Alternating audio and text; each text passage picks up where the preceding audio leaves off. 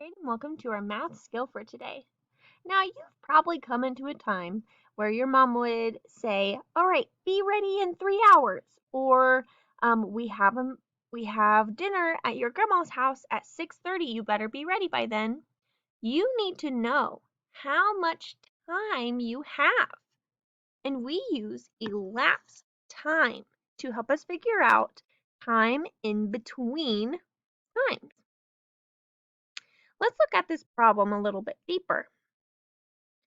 Janie took apart a charity walk.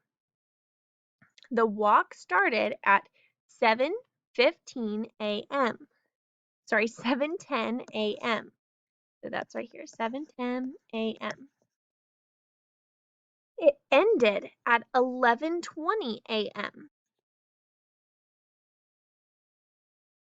How long did the walk last? Now, when we're looking at elapsed time, we always need to make sure that we're looking at AM and PM. Now, I want you to highlight all of this. This is the one thing you will not forget today. The hours between midnight and noon are AM hours. So that means at 12 o'clock midnight, it turns to 12 o'clock AM. Then the hours from noon and midnight are PM hours.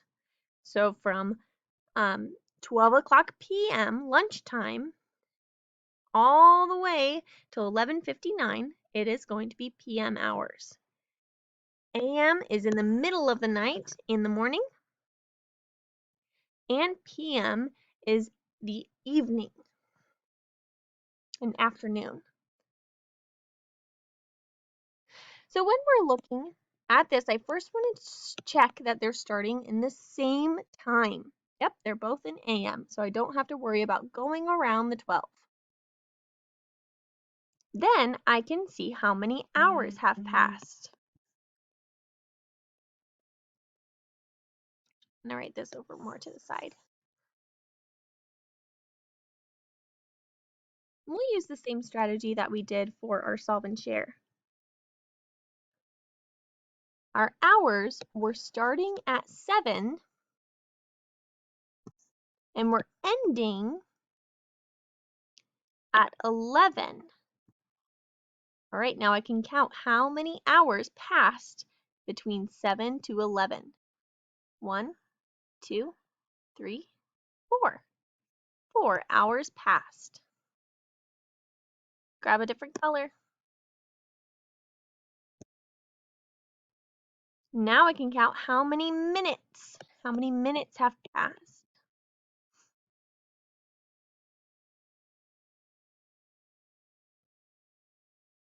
I can look at where we're starting.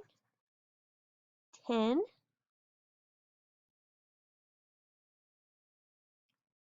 And when we're ending. 20. 5, 10. There's 10 minutes in between 10 and 20. Now, it's very important for you to know that if our start time in minutes is larger than our end time, then we're going to have to take away an hour. And we'll work on this if it comes up in one of our options here. But right now, I'd like you to pause your video and tell me, after the charity walk, Janie talked with her friends from 11:25 a.m. to 11:40 a.m. Then lunch was served at 11:45 until 2:10. How long did the lunch last? I want you to tell me what you think. Pause the video now. So just like you can use a clock, you can also use a number line to help you tell time and see elapsed time. So first you can see here that they did the hours jump, and then they did the minutes jump. Just like we did on the other side, where we did the hours jump and the minutes jump.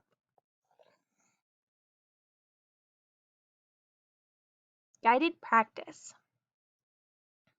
If a start time is 7:15 a.m. and the end time is 8:05 a.m., why do you not have to count hours to find the elapsed time?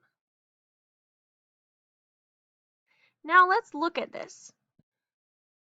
If I am doing this logically, and I say, okay, from 7 to 8 is 1 hour. Can you tell me what is 1 hour past 7:15 a.m.? Well, it's easy, 8:15 a.m. That's already past 8:05.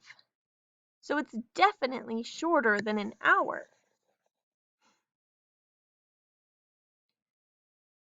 So I know that it can't be longer than an hour because 8:15 would be 1 hour past.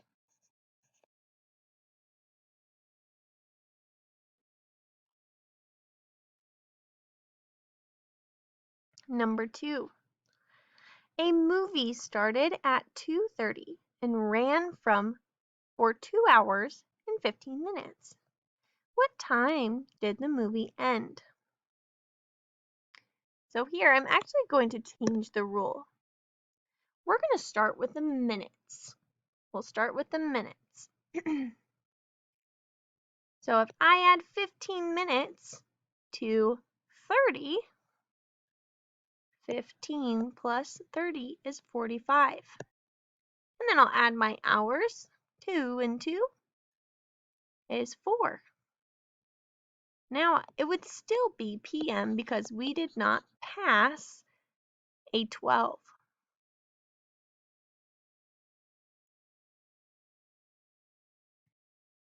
Number 3.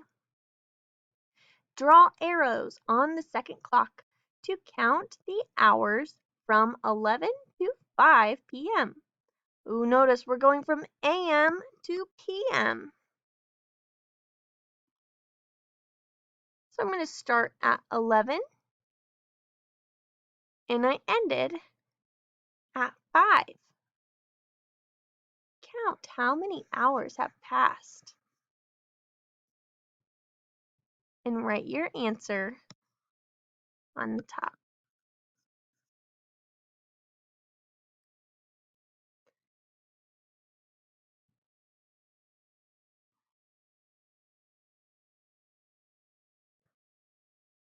For your independent practice today, we'll be practicing finding the elapsed time or the end time. Number 4, you'll be starting at 6:30 and ending at 9:50.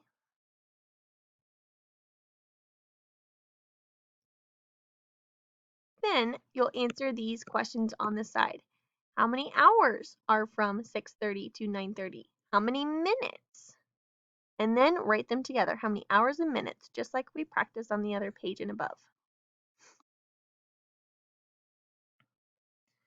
I'll do number 5 with you, and number 3 and 7 will be similar. 7 is a little bit different because it has elapsed time. So we're actually going to make a T-chart for these.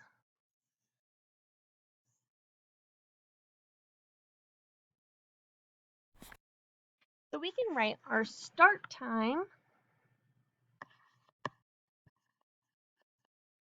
on the left, and this will help us find the elapsed time.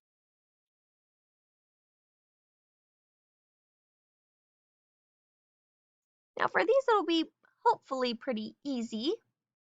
But when we don't have a clock to look at, this is a strategy you can use. So I'll write down the start time, 10 o'clock a.m.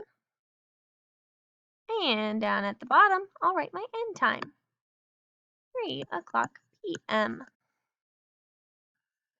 Now I can make jumps to find out how long it takes me. So I know, okay, in 2 hours, it will be 12 o'clock p.m. because at 12 o'clock it changes. Now, from 12 o'clock to 3 o'clock. 12, 1, 2, 3. Well, that's 3 more hours. Now, if I add up my total elapsed time, 3 plus 2, I'll get my total elapsed time, 5 hours. Pause the video if you need time to write this out. And we can write it down on the side.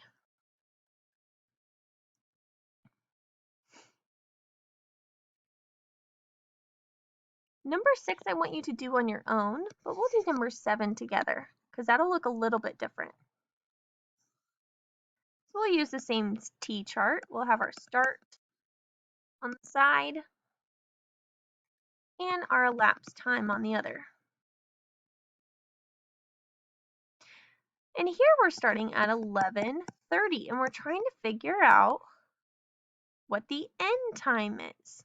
So we don't know what the end time is. So now I can make my jumps over here on this side. I'm first going to start with my minutes. We'll start with the smallest because it might take me to another hour. And I can break this apart as much as I need to. So let's first do the tens place.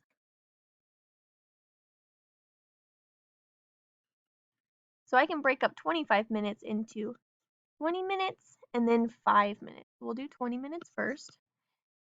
20 minutes past 11:30. Well, 3 plus 2 is 5. So that would take me to 11:50. And then I'll add my 5 minutes. 50 plus 5 is 55. And then I need to add 5 hours. So first I want to pass 12 so it's easier. So I'm going to do 1 hour at a time. 11:55, 1 hour further would be 12:55. And there's 4 more hours to go. So 12, 1, 2, 3, 4. 4:55. Oh, and I see a switch.